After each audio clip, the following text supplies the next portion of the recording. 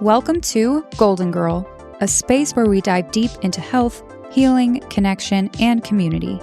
I'm your host, Becca Golden, and this podcast is all about sharing and documenting my journey.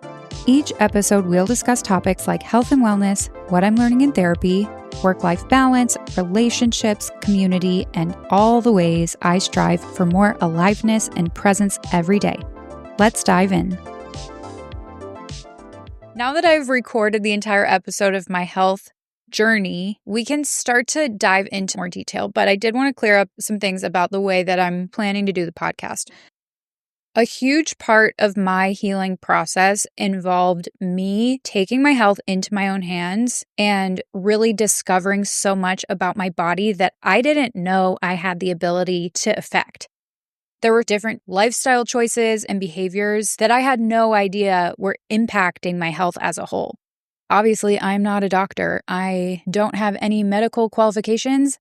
I'm just a person with a body. So all this information is just what I have learned as someone without medical training. And I don't think you should have to have a medical degree to understand how to support your body.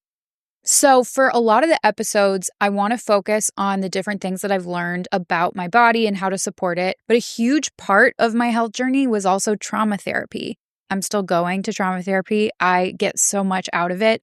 And it's not because anything horrible has happened to me in my life. I haven't had any specific traumatic event that I'm having to unpack. It's really just the way that my body perceives stressors in my environment has influenced so much of the way I experience the world around me. And I'm unlearning a lot of behaviors that just weren't helpful for me. So because that element was so important to my healing process, I want to incorporate that into the podcast as well. My friend Madeline, who is in episode 2 with me, she comes over a lot and we have good conversations about various things in life. And so some of the episodes are just me chatting with Madeline, and there won't be a lot of structure to them. But in those conversations, I'm unpacking the ways that I'm practicing these lessons that I've been learning in trauma therapy. Madeline's experience is so different from mine. And so it's kind of cool to hear us talk about the ways that we are so different and how we navigate life. All right, so to begin, for the majority of my life, I don't think I questioned where my symptoms were coming from or what was causing them. There is absolutely no shame in wanting to treat your symptoms and make your symptoms go away. But for me personally, I also want to understand what's causing my symptoms. On my health journey, I was striving to find answers because my natural curiosity, I just want to understand. And so if you are having symptoms, it's your body's way of communicating with you. But I never really thought of my body as a connected thing. I used to think of my body as having all these processes in it, and every process works however it works. But I never thought about how your body is a group of connected processes. In my head, all these processes were so segmented and unrelated to each other. Any ailment that I had, I would just immediately take whatever remedy would make that symptom go away. And I never used to ask a lot of questions about it. But I'm now starting to ask more questions, and simple behaviors could be influencing your bodily processes without you even knowing. But it's we never learned that. Nobody ever teaches you that. What I've learned is that your body is connected. Every bodily process in your human body is connected. And the reason it's called a body is because it's connected. When you think of a body of water or a body of work, it's a collection of things that are all connected. A body of water is one flowing, connected thing. And your human body is like that too. And I never thought about this stuff that way before. I've always had lots of different health symptoms, but I never thought about them as being connected. And then over the course of my health journey, I started to hypothesize that everything was connected. I have this genetic mutation. It's called MTHFR. It stands for methylene tetrahydrofolate reductase. And it's a really common genetic mutation. I found out I had this genetic mutation in 2014 when I was looking into getting a breast reduction. And before I did that surgery as part of my due diligence, I went to an endocrinologist and got all my hormone levels checked. And she flagged that I had this genetic mutation. As soon as I found that out, I started taking a methylated form of vitamin B and folate, and I stopped getting sick as much. Like, it changed so much about my health because before that, I felt incredibly fragile. And that is a part of my health and healing story, is that I have this genetic mutation that makes my body less efficient at detoxing. And so knowing that I had that genetic mutation definitely opened my eyes to the fact that you can have a foundational part of your bodily processes that impact so many other things in your body. Each process within your body is not happening on its own. It impacts everything. Every single thing you do in your day-to-day life actually impacts the way that your body works, whether it's your toxic burden that you're trying to detox on a regular basis, whether it's your tolerance for stress, your energy levels. It can really be anything, but that works both ways. That means that if you do something that's harmful to your body, it's going to cascade throughout. But that also means that if you do something that's helpful for your body, it's going to cascade throughout. Your body is so connected. And so for anybody to say that they can get to your root cause, it feels like a lie to me, because I think there is no one root cause.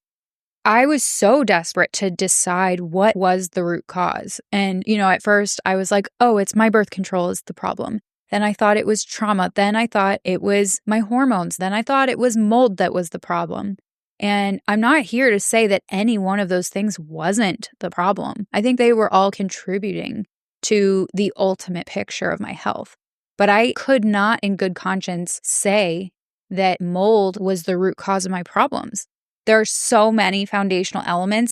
I'm in a particularly fragile place right now with my health. And so I'm making it, my full-time job to take care of my health and body and well-being. Like, it's a lot of work and a lot of time. And treating any one of these root causes is not going to fix everything. You have to treat your body like it is a full connected body, because all of your processes are connected.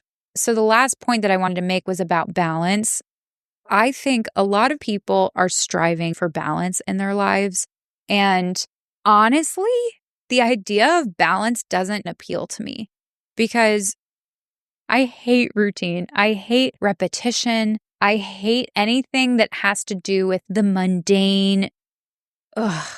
It feels lifeless to me. Like responsibilities and being consistent and showing up every day. The idea of balance sounds like a punishment. I'm the type of person, I'm so creative. I have to be creating. I need to have fluidity. I need flexibility. I need a dynamic life. I do not want things that are repetitive and boring. Like, that makes me feel crushed by life. I have to have spontaneity and creativity. I need to have some kind of flowy aspect to things. And the idea of balance makes me think of a pie chart with like even slices of pie. And that makes me filled with hatred. People talk about balance all the time. And why would you want that? If you think of this pie chart of life, let's say one of the pie slices is financial health, and another pie slice is family and relationships. Another slice is your health. So finances, family and relationships, and then your health. I don't want those three things to be in balance all the time, because I'm not a balanced person. I am an extremes person. I'm all or nothing. I'm in or out. I commit to whatever it is, or I don't do it. And I love that about myself. Like, that's a really fun part of life for me. I would hate to have everything be in balance all the time. For me, the idea of harmony is way more appealing, because harmony implies flexibility. If I'm striving for balance, that means that your finances, your family and relationships, and your health are all going to have equal importance, and you're going to spend time equally in each area. That just doesn't sound practical to me. So for me, what I strive for, instead of balance, I strive for harmony. And that means that at different times in my life, I'm going to have different importance placed on each pie within the pie chart. Sometimes I might have all of my focus on my finances, and I think a lot of us have been there. There's certainly been times in my life where I put all of my time and energy into my finances because I didn't have any money. I was broke. So in order to make money, I put all of my time and energy into the finance category. And everything else came second. I certainly sacrificed my health for my finances for many years. I don't even think my health was part of the pie chart for most of my life. And right now, my health is taking up a lot of the pie chart.